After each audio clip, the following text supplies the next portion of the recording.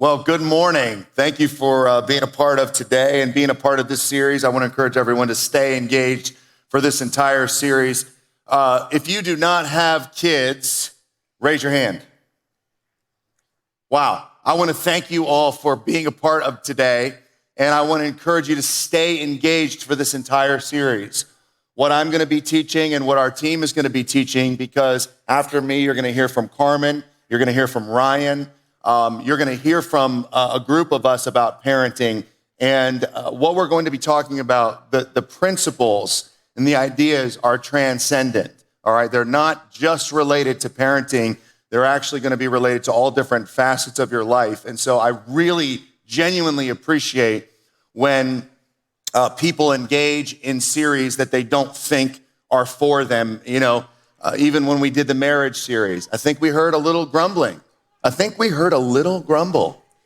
You know, and apparently, whatever, I guess the squeaky wheel gets the oil. Just be quiet.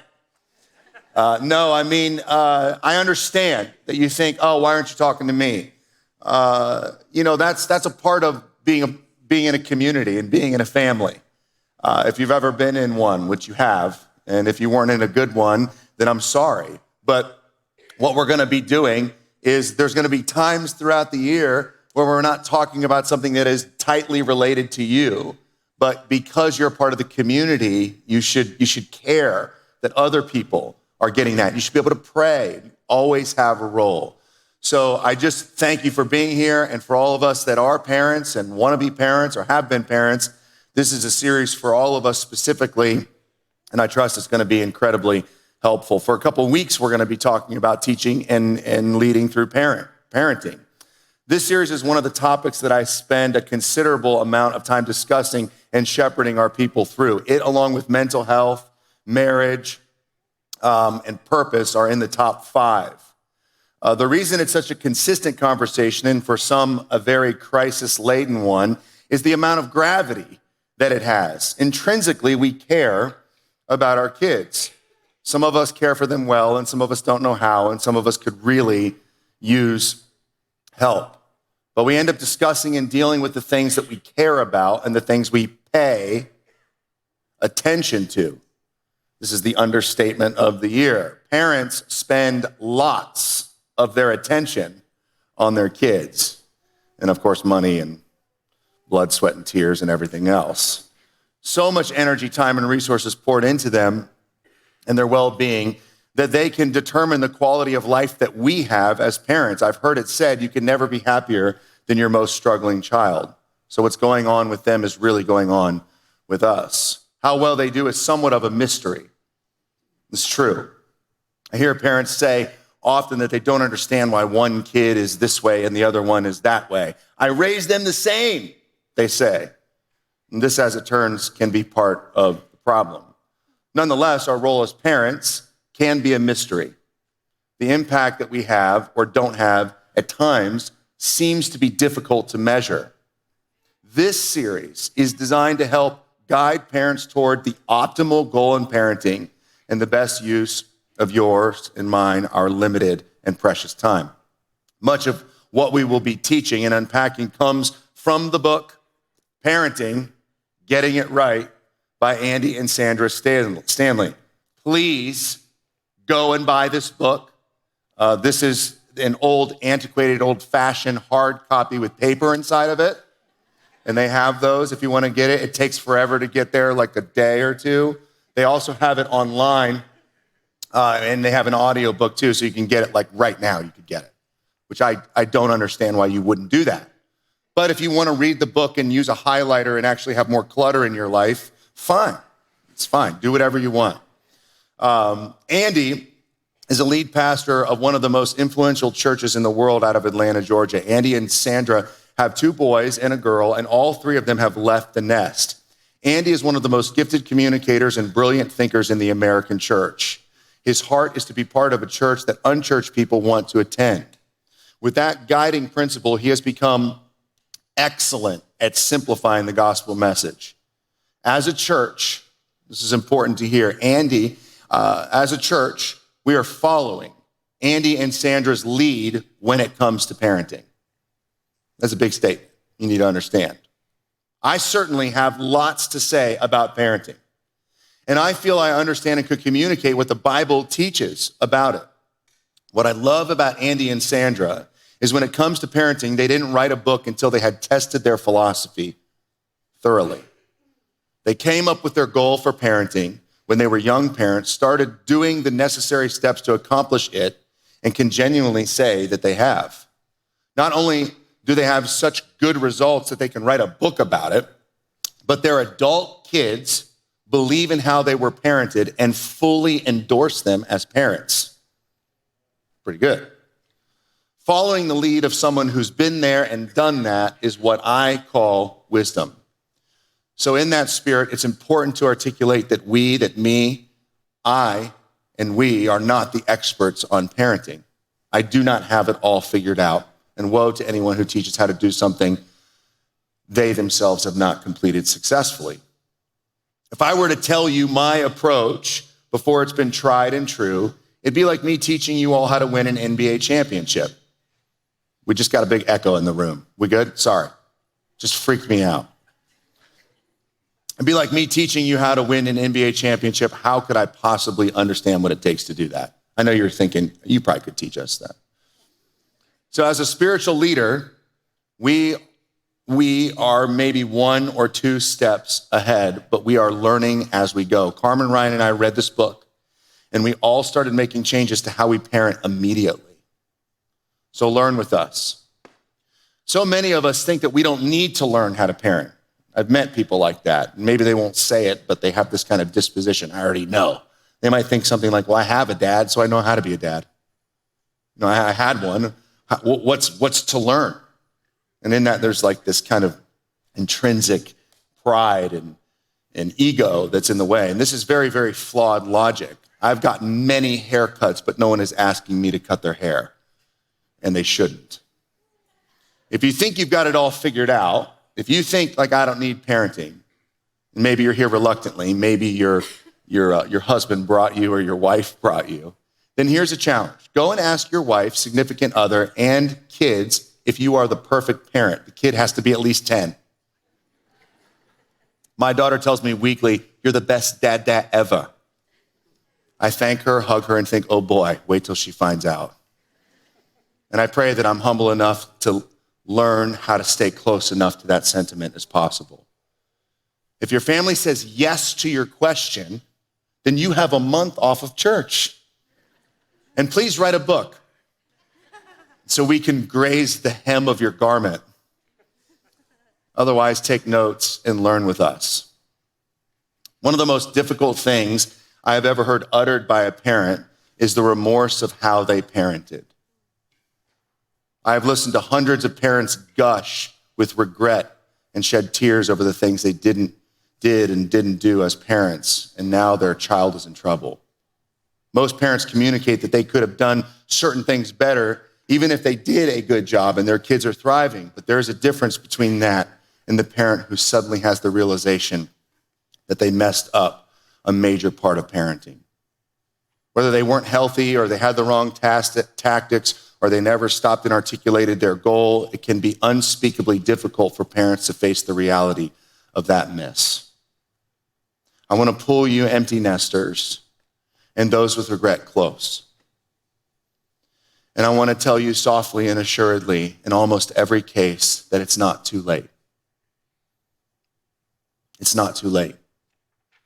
What has been broken, I believe, can be repaired. You can do some reparenting and still salvage what time you have left, if you want to. I think when you leave today and I outline the goal of parenting, you'll want to. Talking about parenting when you're done can be, and you feel you've messed it up, can be the most shame-filled topic to endure. And just like God goes walking through the garden for his children, the God of those children also beckons the parents of those children to not run and hide, but to run close to him. Sit through the series. It may be hard, but if you're here, there's still time. So what is it? We're going to try to get it right. What is it? What is the idea? First of all, when it comes to parenting, I have a question for you. Do you even have an it? You know, a lot of us wade into like these massive ideas without ever articulating the goal. Can I tell you, like just in general, it becomes exceptionally more possible and somewhat simpler when you just articulate a goal of anything that you're trying to do. Say, oh, what are we trying to do? And when it comes to parenting or getting married or being married, oftentimes we just wade into this wild, chaotic idea without ever stopping and maybe writing down 2 or 3 things about what we want to have happen in our lives. This is something that's classic as it's related to marriages.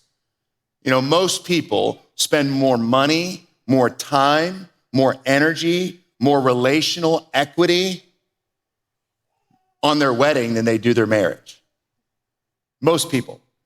And they say, you know, they sit with a wedding planner and what's your goal? What do you want it to have? Well, I want it to be this French countryside. And you know, that right there, whatever it is, it's like there's a definition.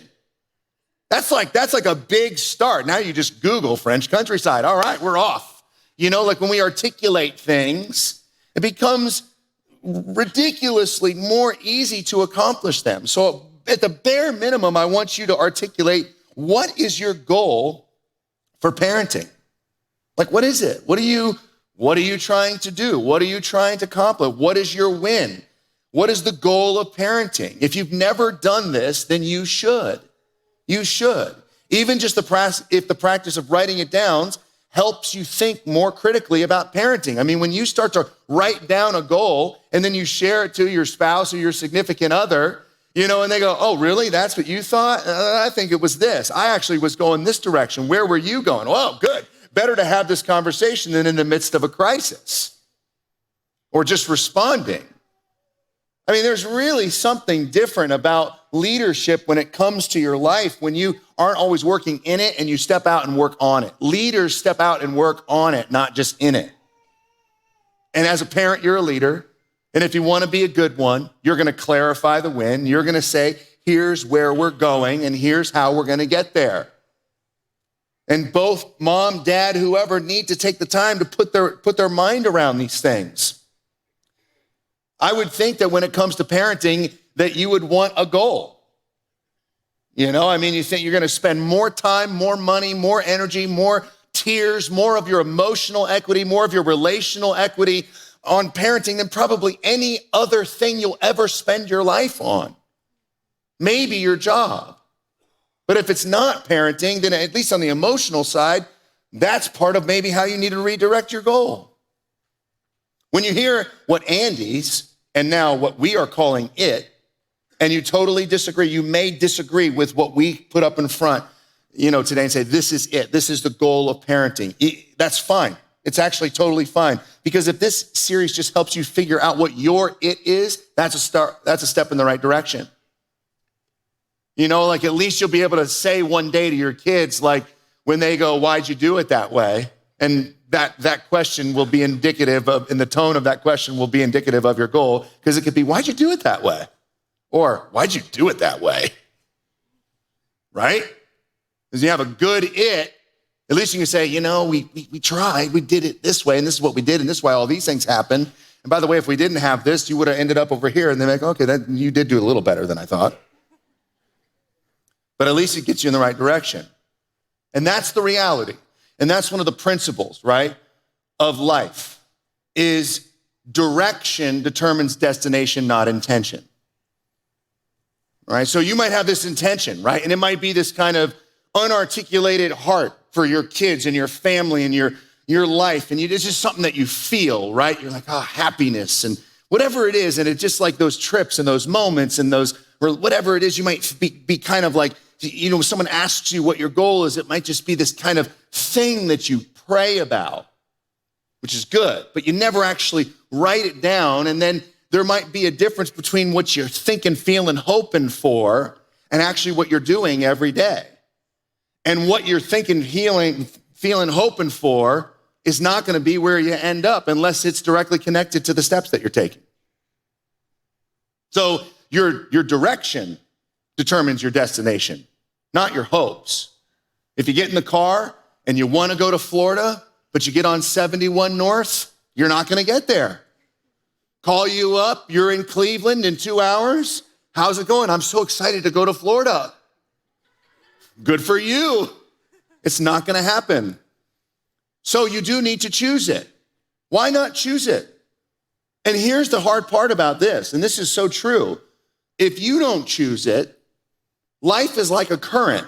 It's like a river. We're in it. If you don't choose the direction that you want to go, it will get chosen for you. It will get chosen for you. What happens with your kids, what happens with you, where you go, there's a current. And as Christians, like, we're never going to be the ones that just flow with the current fully. And anybody that's worth their salt and wants to lead wants to know there's going to be things we do that go against this current. So if you don't choose, I don't want to go right to where the river takes us. I want to go over here. I want to do this. If you don't choose it, then culture, reactions, your past experiences, what was modeled for you, will all be part of kind of what determines the destination of your kids. And then one day, in your family, one day, you'll end up there. You will end up in a spot. And then you'll be able to look back and you'll go, oh, the reason we got here is not because I wanted this. You will actually be thinking the opposite. You go, I didn't want this. But you'll look back and you'll look at all the steps you took. You go, well, how did we get here? Well, we did that. We did that. That happened. Those things happened. We reacted to this thing poorly. We did this that way. And now we're here. And typically, when you get to that place, if things are so bad, there becomes a level of cognitive dissonance. You cannot comprehend how your indirect or direct decisions determined this direction or this reality or this quality or lack of quality of life for your kids. And you try to, it's like so difficult that shame thing comes in, you just run and hide. This wasn't me. You know, if that wouldn't have happened, I didn't do it. I always wanted. And then you have the parents that sit there and go, I always wanted the best. I always wanted this to go well. Of course I wanted us to be happy and healthy. But then you look back and it's just a series of things that led to this difficult, challenging thing. And that's the reality is families don't drift towards healthy. You don't drift towards healthy. It doesn't drift towards good and wholesome. It doesn't drift towards spiritual and good. It doesn't drift towards good practices. It drifts towards what the scriptures would call kind of the nature and the zeitgeist of whatever the world is. And the world is not the physical attributes, it's the powers and principalities of the world that kind of like pull us in the direction of seeking self first, of self-indulgence, of anger and fighting and combating with one another and all the different pieces that can just kind of lead you down the wrong path. We don't drift towards healthy. We actually drift towards chaos. It drifts towards chaos. Have you ever heard of Cain and Abel? So it depends on what it is we're defining. What is the it?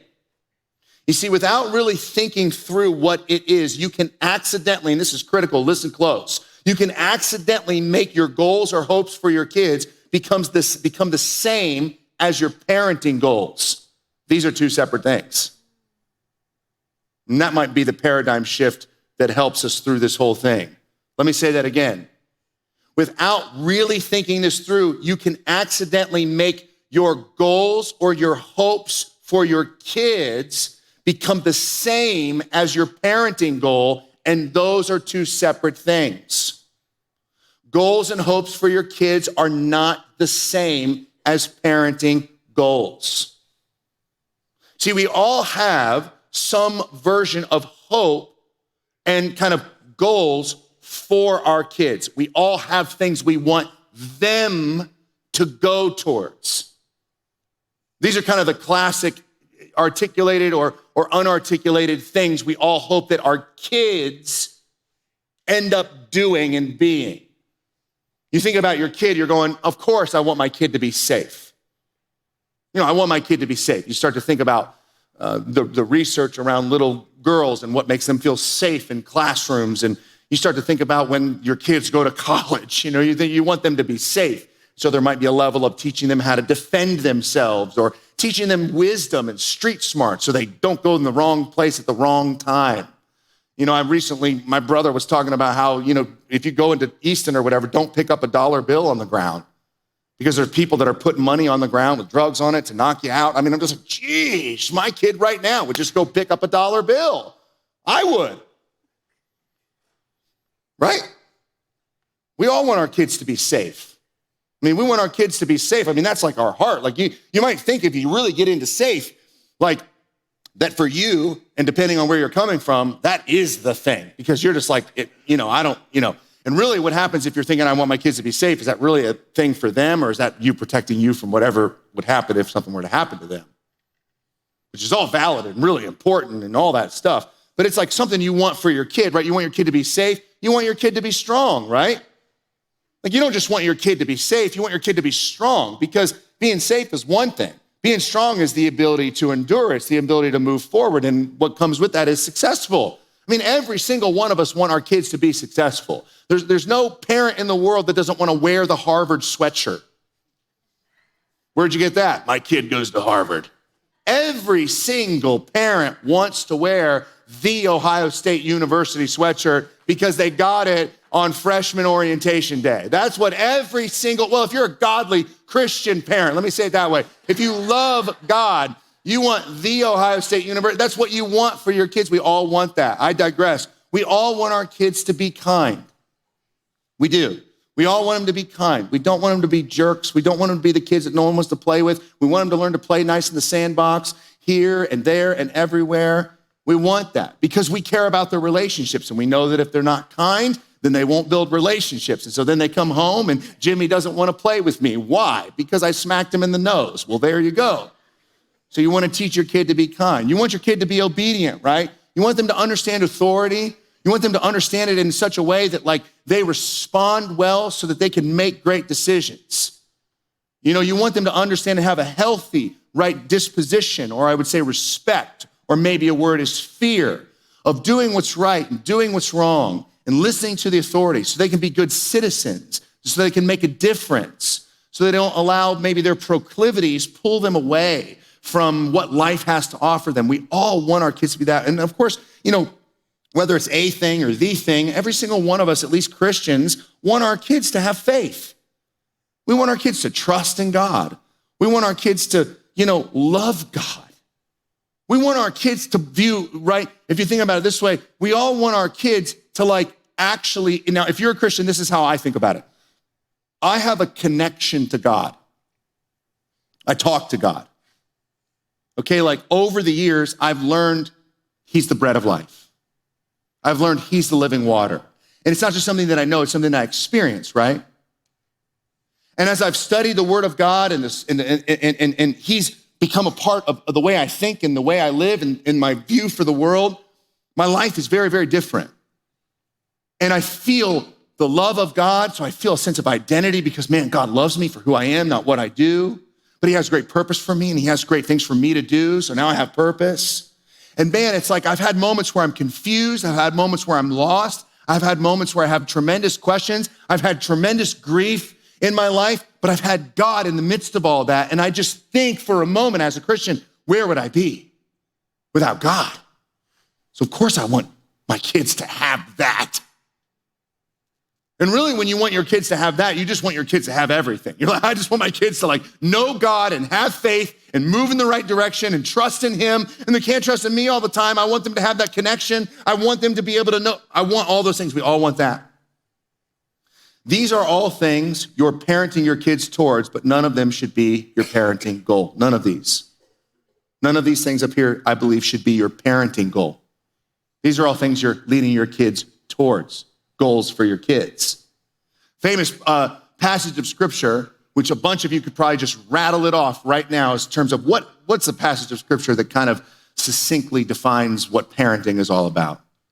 Right? It's the Proverbs 22:6, right? Train your child up in the way he should go, and even when he grows older, he will not abandon it. And you think, well, that's it. I want to train them up. Well, just a reminder, this is not a promise. This is a proverb. And as I've taught our church, Proverbs are pieces of wisdom. And wisdom, if you remember, does anybody remember what I called wisdom in the series? It was the name of the series, something, something, and something. Equations. Equations, smoke, and horses. Wisdom is an equation. What it means is the book of Proverbs says, if you say these things to these people, most of the time this thing will happen. If you go to this bad place around the wrong time, this will typically happen. 2 + 2 is 4. What the book of Proverbs is saying here is, hey, if you teach your kids kindness, they'll probably become kind. If you teach your kids how to do certain things and how to be obedient, probably. You think of these all as ingredients, right? These success kind. They're all like parts of it, right? You know, you want your kids to like have all those things. I want my kid to be successful. I want my kid to be a Christian, the roast. This is important. That's got to be in there. I want my kids to be kind. I want them to be successful. No, this is obedience. It's an onion. Obedient. I want my kids to be, safe, right? I want them to be warm. I want them to be, I want them to be successful and salty. Like I want them to like be awesome people. And what Proverbs is saying is that when you really instill those practices and model those behaviors over time, and if you love God, then they'll love God. If you kind of teach them what it means to love God, the Proverbs is like you train them up. The idea of the Proverbs passage is if you're teaching your kid how to be kind, then every single day you're teaching them to be kind. You're engaging with that as a thing for them. You're going, I want you to go this way. I want you to be kind, so let me teach you how to be kind. And you're putting that in there. What the proverb is teaching parents is if you're consistent over the long haul, you will probably lead your kids to the things you've taught them consistently over the long haul. But here's the thing where we get this mixed up with the parenting goal. You want and need all of these things in your kid's life to believe like you've kind of successfully raised your kids. You want them to have all those things, don't you? You kind of want them to be kind and successful and safe and strong, and you want them to be followers of Jesus and all that stuff. But if you were to pick one of these ingredients and make it your parenting goal, you see where it starts to get messed up? You think, okay, my goal as a parent is that my kid is kind. It's like, that's what you want? You want that your kid is to be kind? So like nothing else, just for them to be kind. I just want them to be kind and that's it. It falls short, doesn't it? It's like not quite enough. My kids are kind. That's my goal. I just want them to be kind. How about this? Put another one in. Obedience. I just want my kids to be obedient. Like when they're 25 and they leave, I just want them to be obedient. Really? That's it? Nothing else as a parent? Like that's all you want is just to stand there and know that no matter where they are, no matter what their relationship is to you, that they are obedient? It's not enough for a parenting goal. It's one of the things you should have as a goal for them, but not for you. You get my point. What you need is a parenting goal that integrates all of these ingredients with a more comprehensive and, shall I say, divine purpose. Think of it this way. What do you want when they are grown and gone? What do you want when they are grown and gone? And if you can articulate that, you're at least tackling the right it, in my opinion. The answer to this question for Andy came from him observing the difference between his adult interaction with his parents and his wife's adult interaction with her parents. He noticed something one time at a family outing, and it clicked.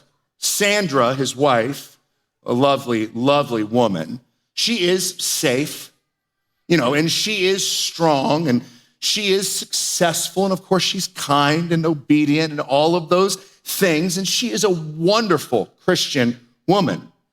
But none of those things were the things that Andy noticed as the separator.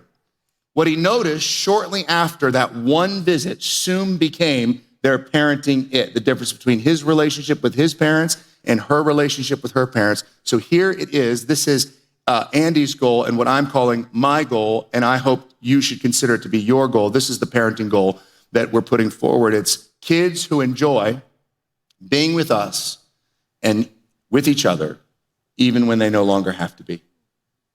A parenting goal. Kids who enjoy being with us and with each other, even when they no longer have to be. You see, what he noticed and what I absolutely believe is the goal when it comes to parenting is that Sandra loved being with her parents as adults. All her siblings not only got together, they enjoyed it.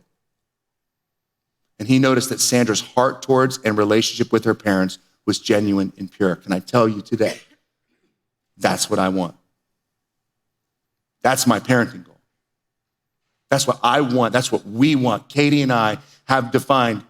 This is our goal, that we want all these things for our kids.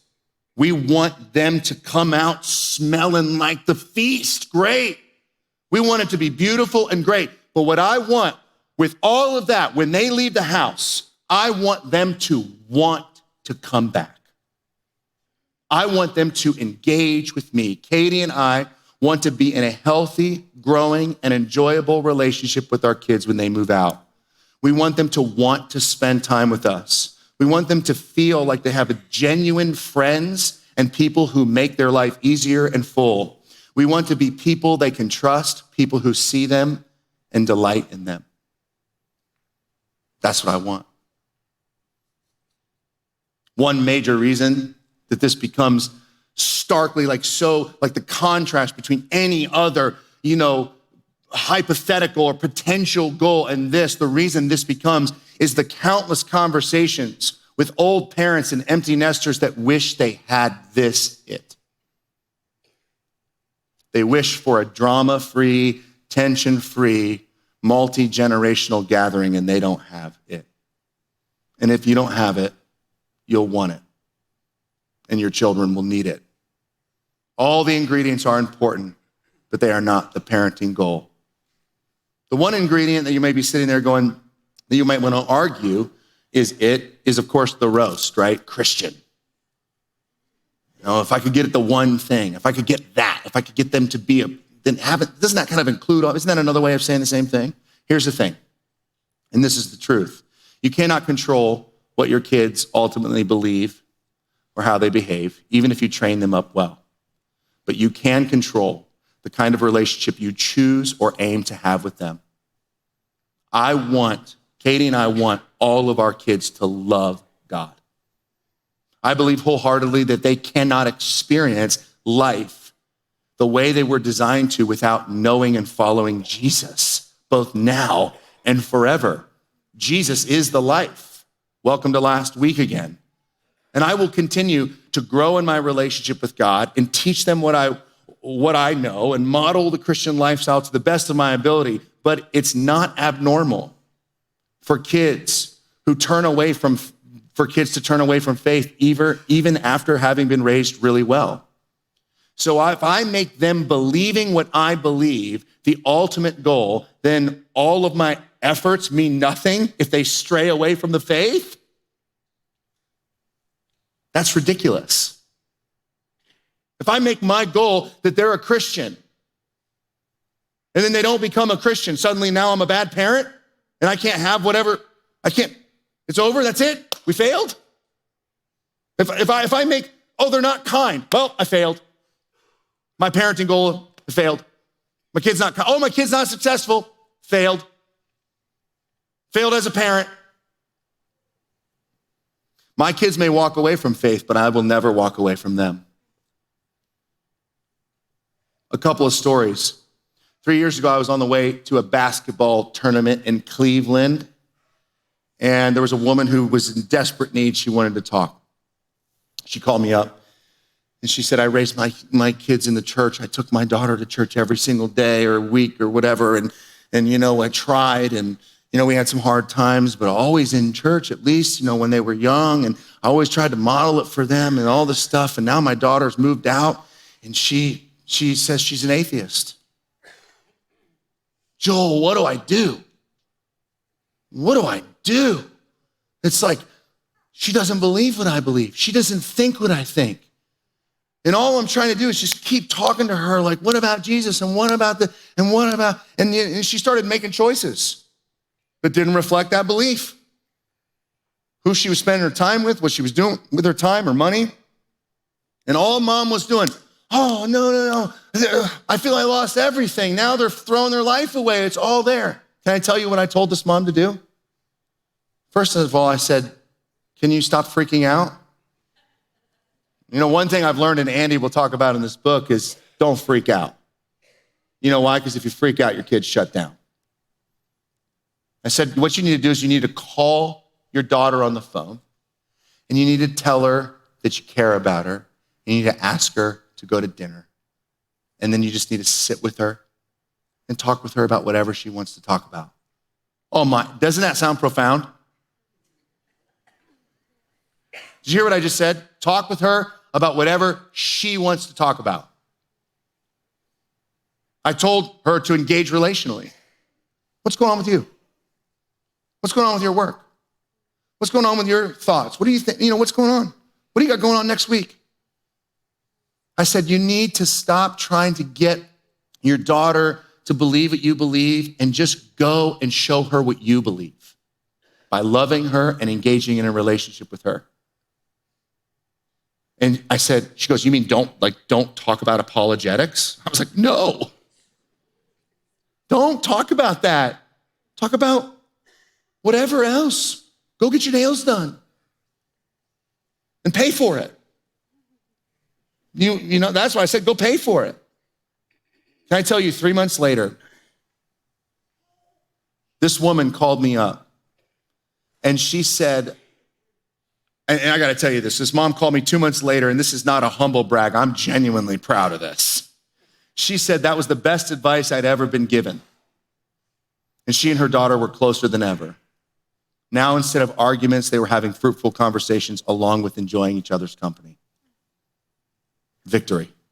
Andy tells a story in the book about one of their little kids. Now, Andy, I mean, look, whether you come from church or not, you're talking about the Southern Baptist Convention. I mean, I don't know if you don't know Charles Stanley, this is like big time church, one of the largest. Andy's church in Georgia, he has, just so you understand, he has eight physical locations that are all 120,000 square feet apiece. This building's like 37 or 39 square feet. He has 8. We're talking hundreds of millions of dollars. This guy who loves God, he's been wildly influential because of the way his dad was wildly influential, changing the world with the gospel. And Andy is one of the most influential pastors in the world. Can you imagine the pressure? I have that pressure. Anyone in leadership has that pressure. You imagine that type of pressure. One time, Andrew comes to him, one of his kids, and they're young, maybe 10, 11, and said, I lost my faith. I lost my faith. And he's like, okay, thanks for telling me. And he went to Sandra, and he's like, hey, so just so you know, he actually asked Andrew, he said, do you want me to tell mom, or do you want to tell mom? Great. That's relationship. Trusting the kid. Do you want to tell your mom that you lost your faith, or do you care if I tell her? You can tell her. So he goes and he tells mom, say, hey, just so you know, Andrew told me the other night that he lost his faith. And Sandra she kind of panicked. Behind closed doors, she kind of, are you serious? Oh my gosh, that's crazy. That's awful. What are we doing wrong? What are we going to do? How do we fix this? What do you say? What if people find out? No, my kid's lost the faith. What are we, frauds? I mean, all the stuff, right? And then she goes, what did you say to him? Or what do you think? I think she asked. And he goes, he'll be all right. And Sandra did not like that. He'll be all right. He'll be okay. What Andy did do is he said, I appreciate you telling me, do you mind if we still pray together? And Andrew said, okay. And so he just prayed with him. Every night, put him to bed, say a prayer. Every now and again, he would ask him, how's your faith? Not there, not there. 5 or 6 months later, Andrew said, hey, Dad, I think I got my faith back. And guess what Andy did? He went crazy. He got a ring and he got new clothes and they got the roast beast and they had a big celebration because Andrew came back to the Lord. No, actually he didn't. He said, you know what he did? He said to Andrew, he said, thanks for telling me. I'm glad we can talk about this stuff. Parent with your relationship as the goal, not their faith. Do everything in your power to keep your side of the relational drawbridge down, regardless of what they believe or don't believe. And this is difficult, regardless of how they choose to live.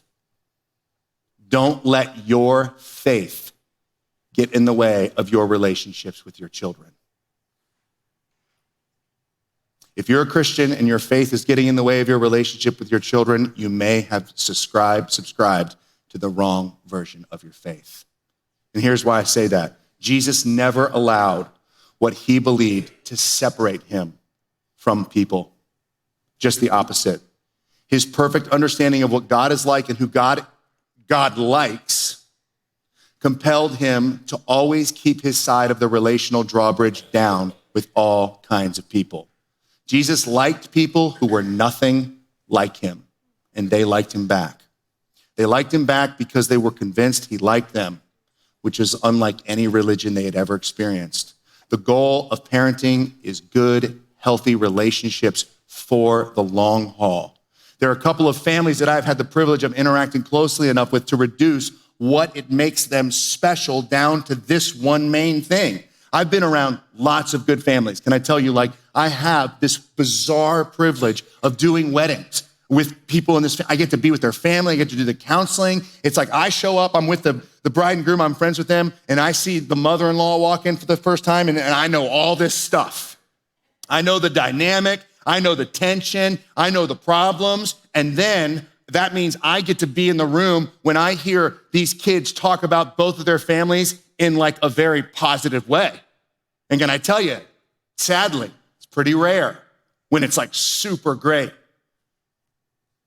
And what happens is when they're really great, and I'm around families that have this really great dynamic, basically, whether implicitly or explicitly, when I ask, they articulate some version of what I've just put in front of you.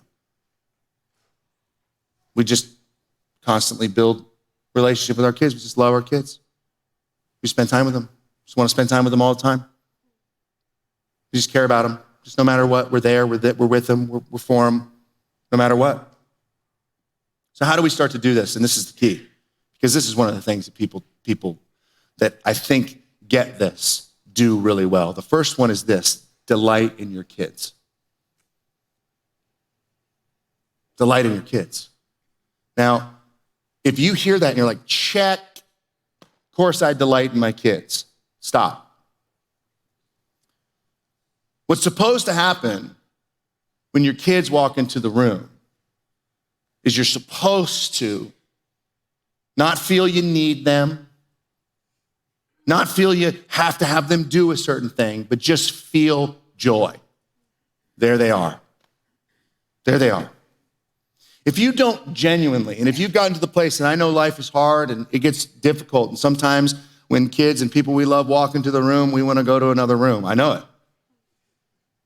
But when we're talking about our kids, if you don't genuinely leap for joy internally, get help. Pray, see a counselor. When stuff goes off, if the relationship is the goal, then the relationship is still on. Stay on it. Stay with them. The other thing is to engage emotionally. And this is one of the things that happens with ingredients. A lot of times when they don't do one or two of the things, we revert to a very unhealthy pattern in relationship that's just behavior modification. Oh, they're not being kind. We got to get them to be kind. Instead of actually going, why aren't they being kind? Why are they hurting? I want to know not just what they're doing. I can see what they're doing. What are they feeling? Stay engaged with your kids emotionally. Oftentimes we disengage emotionally, especially when obedience is our parenting goal. Oh, they're not doing it. So here's a challenge. Start to put as much energy and effort into engaging emotionally as you do obedience training. Actually, more. Engage more. Relationship is the goal when you stay engaged emotionally.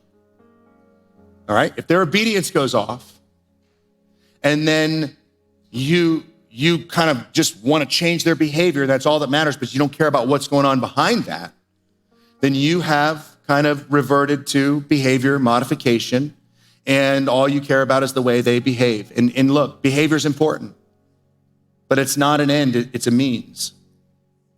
It's just part of it. If one of the ingredients doesn't turn out right, and here's the test. If one of the ingredients doesn't turn out right, are you still connected? So if they're not kind, are you still connected? If they're not successful, are you still connected? If the answer is no, you may have bought into behavior modification for parenting. Behavior modification is not the foundation for a healthy relationship. Do you have a healthy relationship with anyone that you pay to train you how to do something?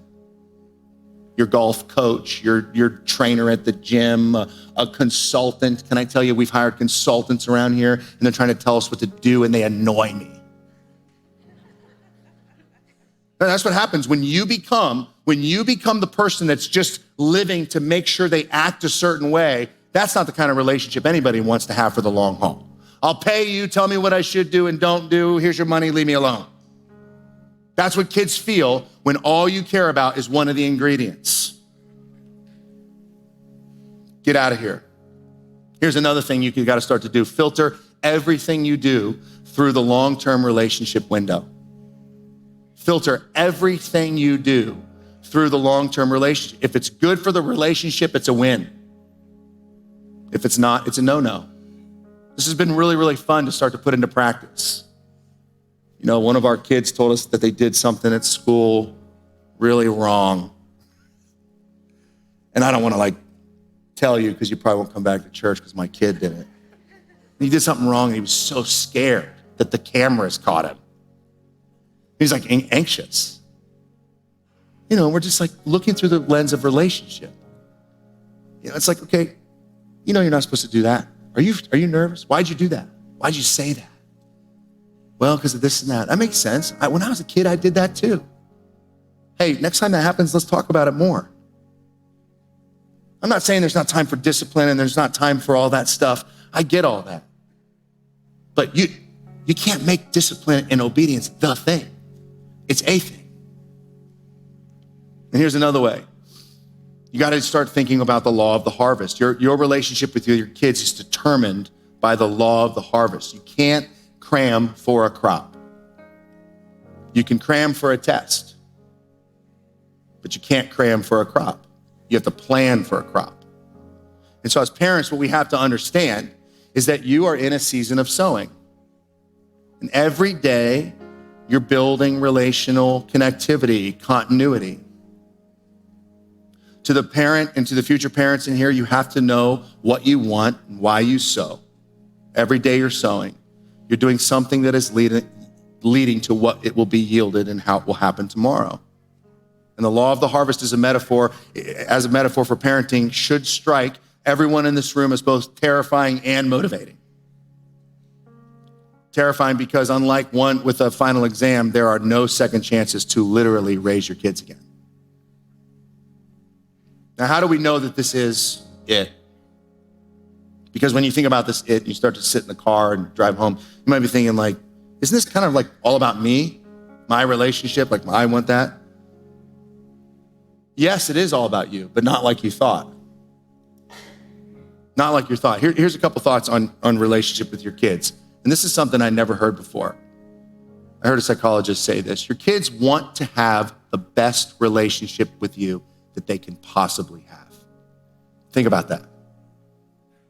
Your kids don't have any other idea. All they want is the best possible relationship. They are 100% on board with the idea of having a perfect relationship with you.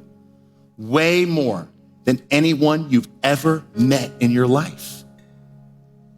Your kids give you the opportunity for a relational connection more genuinely and purely, and they desire it more than anyone you've ever met in your life. And that means that you could have the best relationship with your children that you have ever had with anyone. That's what they offer you. But it's not just good for you. It's good for them. You know, parenting with a relationship in mind, it equips kids to be good at relationships. You've never met a woman whose problems stem from a healthy relationship with her father. You know, the number 2 predictor of health in a vacuum long-term is healthy relationships with your immediate family. It's the number 1 predictor of long-term health. A healthy parent-child relationship is the best predictor of a child's relational success outside the family. Self-confidence, emotional health, and the ability to maintain healthy long-term relationships are just a few of the byproducts associated with healthy parent-child relationships. The confidence and emotional well-being associated with intact family relationships equip kids with emotional margin, which in turn sets them up for relational success in every area of life. If you have a good relationship with them, the chances are you've handed them the opportunity to have the best possible relationships in the world. And I don't know about you, but I think one of the ingredients is like you want them to have healthy relationships someday. The only way they're gonna get that is where they learn to have relationships from. Everything comes back to Jesus. There's this reality in the world sometimes where we have this idea of our faith and then the boots on the ground type of whatever, parenting or wisdom or marriage or whatever. And we think that there's like this thing we feel and we have this relationship with God, and then there's this kind of reality of what we do, and they're disconnected. But the reality is that when you look at the person of Jesus, this was his goal in relationship with you. This is his goal for you. He wants all this for you. He wants you to, have faith and be successful and work hard. And he wants you to be kind, and he wants you to be, full of ingenuity and success. But what does he care about more than anything else at the end of the day? He wants a relationship with you. This is like the hallmark of like the past 100 years of the church. You need a personal relationship with Jesus. Why? Why do you need a personal relationship with Jesus? Because when it goes off, you need to be able to come back. Because when you mess up, you need to be able to come back. Because you can walk through them and they can help you with all those things. These are the things he wants to relate to you about so you can walk down that path. Why would it be any different for us with our kids? Intimacy, connection, love, genuine self-giving love, a commitment to their well-being. That's what love is. It's not an emotion word. It has emotions to it, and there's a desire part, and there's this agape part, and there's this brother part. But when we talk about the holistic idea of agape love, fatherly love, it's self-giving love. What we want is we want to be committed to the well-being of our kids. So we want this amazing relationship with them. That should be the goal. That when they're grown and gone, they want to be around you. They want to be with you. They like to be with their brothers and sisters because they learned relationship between mom and dad was good, and between them and dad was good, and now it's good between brother and sister, and everybody wants to be together, and we talk about real stuff, and we have relationships, and it's really hard, and we love one another, and people look at how we love one another and how our family interacts, and they go, now that's what I want. And this is what Jesus teaches his disciples. In a profound way in John 13, he says, a new command I give you, love one another. As I have loved you, so you must love one another. By this, everyone will know that you are my disciples if you love one another. And I tell you, I've met parents who, when they love their kids and they have a relationship with their kids, there's something about that feels like, well, that's what Jesus intended. And there's something about that I'm going, I want that. And when I meet parents who are just, upset that their kids are going away and, oh man, I can't be close to my kid because they did that thing or whatever, and they have this wrong idea of what it means, it's sad to me. I'm glad God doesn't feel that way about me. So, parent with grown and gone in mind. Get all this stuff in there. Law of the harvest, cook it up, man. They need faith. They need kids camp. They need you to teach them. They need to, be smart and wise and we should probably all take this stuff way more seriously too. But grow, when all this is done, at the end of the day, don't you hope that they want to be with you and you want to be with them? And you can relate, and you can talk, and you can walk with your adult children through whatever seasons they're going through, as long as you're in their life. As most parents know, even if you get this right in the first 25 years, there's still lots of work to be done beyond that. Relationship keeps you engaged in the goods. So, this week we talk about relationship. Next week, Carmen is going to talk about your role. Your role changes throughout different seasons. We want to help you articulate that role and fill it successfully while maintaining healthy relationships as the end game. In order to be great at relationship, you have to understand what your role is, and based on what your role is, what a healthy relationship looks like.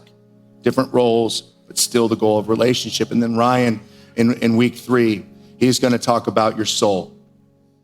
He's going to talk about you. Because the best chance you have at having a healthy child someday who loves God and does all the things you hope and dream for is if you grow healthy and you love God and you love your kids. And so today, I'm just going to close down. I knew this would be long. I told them they should cut a song, but, I'm not a dictator, There's just nothing more important that we could be talking about and thinking about. Some of us need to just shift gears and get in this frame of mind, and we need to pray, right? Some of us need to pray for each other. Pray for each other and pray for our kids and pray for our spouses and just wrestle through this. And I told some people, if there's something about this is bothering you, go read the book, wrestle with it. You don't have to take this as the thing for you. You can come up with your own version of whatever it is that you feel this needs to be. But can I just tell you, focusing on this is going to do wonders for our families. Because if we get any version of all this stuff moving in the right direction, all we've done is bless the next generation with a bunch of people who love God because they were loved well by their parents. And that's a win. And so I'm going to say a prayer, and the prayer team is going to come forward. And if you need to pray, you need to pray about your family. You need to pray about, your life. You need to pray about your kids. You need to pray about anything else in your life. This morning is a morning that we offer prayer in this room. And so I'm going to say a prayer, and then you guys can come forward when I say amen and pray with one of the people up here on the prayer team. And if you want to, you can just sit in the room. You don't have to come forward and pray. You can sit. And this place is going to remain quiet, so you can just sit and pray and think and write something down or journal or whatever.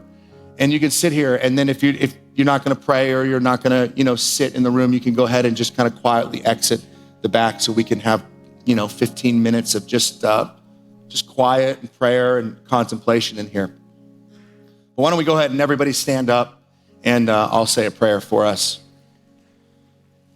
Father, I just want to come to you as my Father, and I thank you so much for how you love me, and I thank you so much for how you love us. And I pray for every parent in here, God. At a minimum, it's a daunting task. It's full of tons of challenges. It's full of tons of questions. And God, the nature of the way we feel about our kids can just be so emotionally complex and challenging, God, that we can really lose sight and we can really miss the mark. And some of us in here, we lack our own sense of health and direction and reality of what life is all about, God. And so we're all coming here together from 100 different perspectives, God, but we come to you, one Father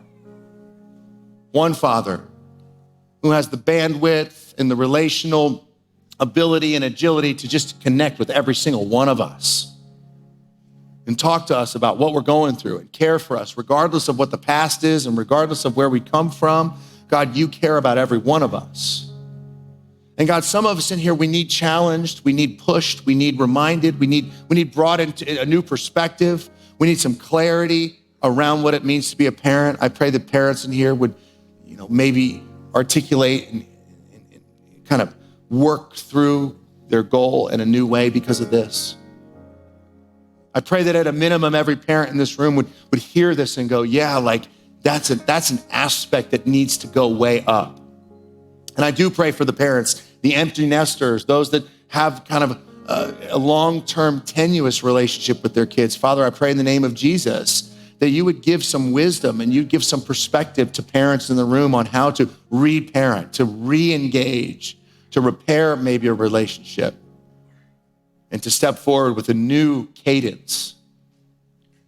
Father, we love you. We thank you so much that you gave everything you could to make our relationship healthy. God, I pray that we would take it seriously. We would do everything we can to maintain a healthy relationship with you. We love you and we worship you. We thank you so much for today. We ask that you would hear our prayers. In Jesus' name, amen. Hey everyone, we are so glad that you hung out with us today. We would love to connect with you. We'd love to pray for you. We'd love to hear from you. So please text hi to the number on the screen, and we can't wait to see you soon.